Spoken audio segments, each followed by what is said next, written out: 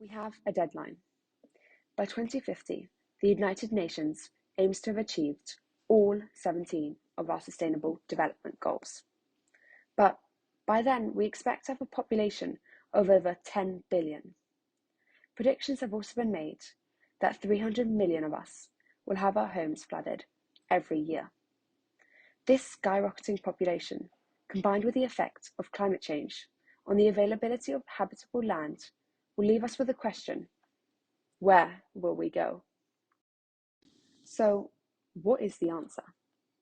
Well, 70% of the Earth's surface is covered in water.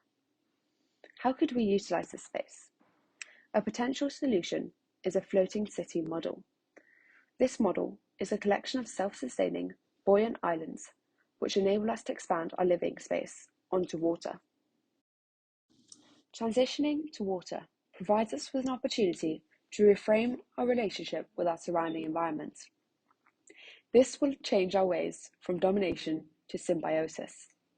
Simply, we must adapt to our new habitat by altering our diets and farming methods. Introducing our proposal, Salsibus. We aim to merge the principles of aquaculture, which is the farming of seafood, and hydroponics, the concept of growing plants in nutrient-rich water rather than soil, to create a system known as aquaponics. Using this method, the waste produced by fish acts to enrich the nutrients of the crops grown. The fish also act as a vital source of protein to supplement the otherwise plant-based diet. Our system follows the perimeter of each module of the city, with each one aiming to serve individual households to create a collective community experience. Salsibus is comprised of baskets, which provide an experience much like shopping in a supermarket. Made from galvanized steel, the baskets are formed into a mesh that allows water to flow while still supporting the harvest. A finer mesh encapsulates the seed when it's in its infancy to ensure that it doesn't seep into the water.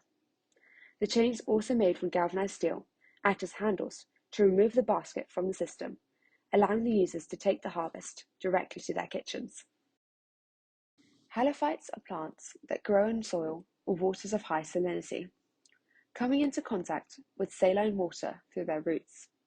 Cynodesmus, a type of halophytic algae, not only serves as a source of food for the fish, but also reduces the salinity of the water by 30%, thus ensuring better crop growth.